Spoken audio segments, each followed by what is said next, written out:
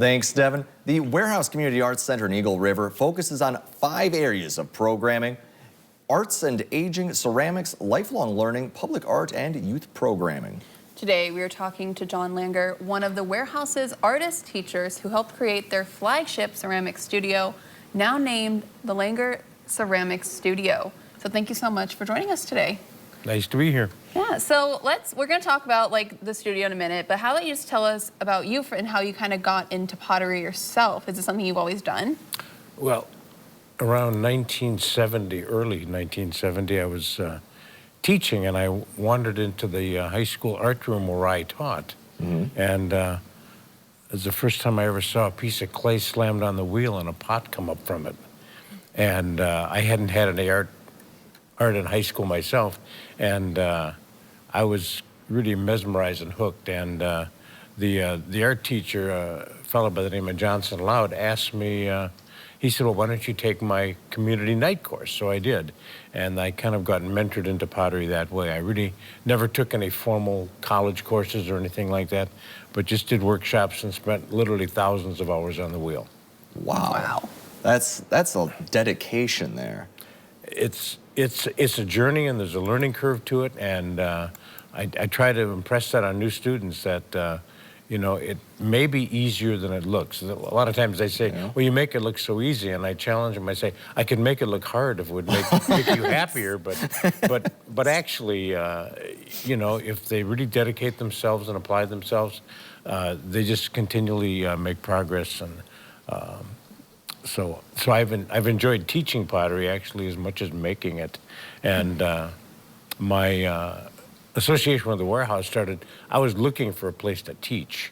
I had a studio at home, but I wanted a place to teach other people pottery, and so I joined the board. And one of the first things they asked me to do, because I told them I was a teacher who pots and a potter who teaches, they said, would you consider putting together a studio? And that was shortly after we purchased a building.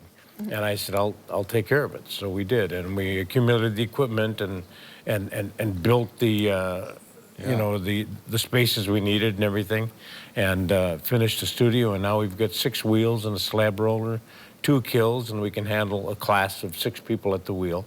Wow. Other things go on there, of course, beside wheel throwing, and we've got hand building. So what's hand building when it comes to ceramics? People build things out of slabs that they roll out, Okay. or they make pinch pots or coil pots, and it's a good starting place to see if you really like to handle clay and you know, develop kind of an inroad into it like that.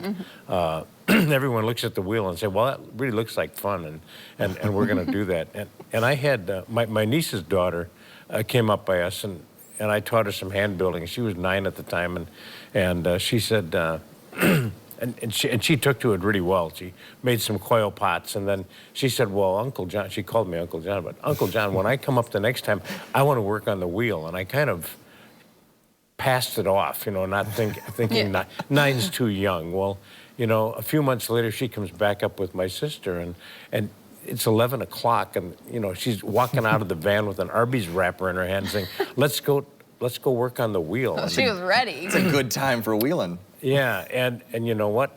She was persistent, and I worked with her that day, and it changed my whole attitude about how old or how young you have to be. And actually, we have taught classes for kids on the wheel as young as 5 years old. Wow. And one of the entry levels for anybody is what's called the boot camp, and it's a one-day event where a person comes in and they get some pieces of clay that are already centered for them, because a lot of people seem to have difficulty with centering, and then they open them into pots. They dry them, and by the end of the day, they trim them, and they fire 2 pieces. And that's a popular way to enter it. Some people do it and say, this is great, I really want to keep doing this. And some people go, I'm glad it's only one day, because I never want to do this again. And right now I'm teaching an advanced intermediate group, and I have a lot of the same people coming back, and it's really nice to watch their climb on the learning curve. I mean, every session, people are just moving along, and it's very gratifying because, you know, a lot of these folks are in their 40s, 50s, 60s, and they've taken on a new hobby and a new life skill. And it's fun for them. as long as they can accept that the progress on this is relatively slow. And So there's hope for all of us then. Yeah, you have to be committed, and it'll come. Yeah, But, so it's not age, it's passion. yeah, right. And commitment. You've got to put in your time. And we offer open studio at the warehouse. So if you're taking a class, you get to use the studio during the monitored hours. And if you're not taking a class, you can pay a monthly fee, and you get to come in during open studio. The clay you use is purchased from the warehouse. Purchase price of the clay includes firing and glazing. And when I check around what other studios charge or what people were charging 10 years ago in California, we're bottom line cheap. Very, very inexpensive for what's given. So it's something, people could pick up anytime and come on out and, kind of step their toes into this. Right. Or more like step their hands. Yeah. Hands into this. Step their Oh, fingers goodness. into it. Especially with the one-day boot camp, Yeah.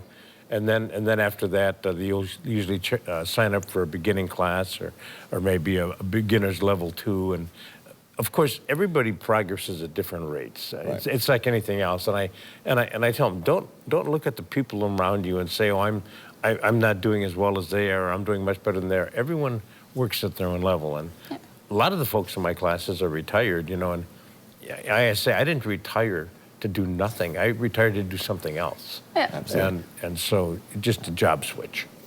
All right. And for people looking to reach out and perhaps reach out to you and get involved with these classes, where's the best way to get a hold of you?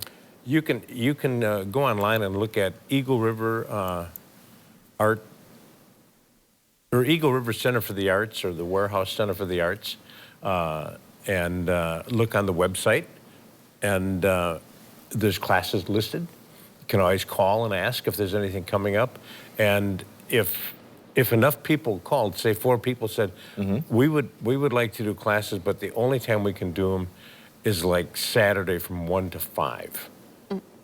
Fine, let's set up a class for your group. We're very flexible like that, and we try to accommodate people. Whether it's for the wheel-thrown pottery class, we had a big family come in at Christmas time, and they wanted to do a clay event, and I think there were 18 or 20 of them. Wow! And so it was just a family Christmas weekend activity, and that seemed to be fun as well. They were having a good time. Yeah, well, thank you so much. I mean, I know it sounds like pretty much anyone can do it. Don't be afraid. You just got to dive right in and be committed to it. That's right. Well, thanks for coming on, John. We appreciate you spending the morning, and hopefully you can get home before the big storm hits. Hoping to do that. Yes, thank you so much. All right. And coming up, we have What's Trending.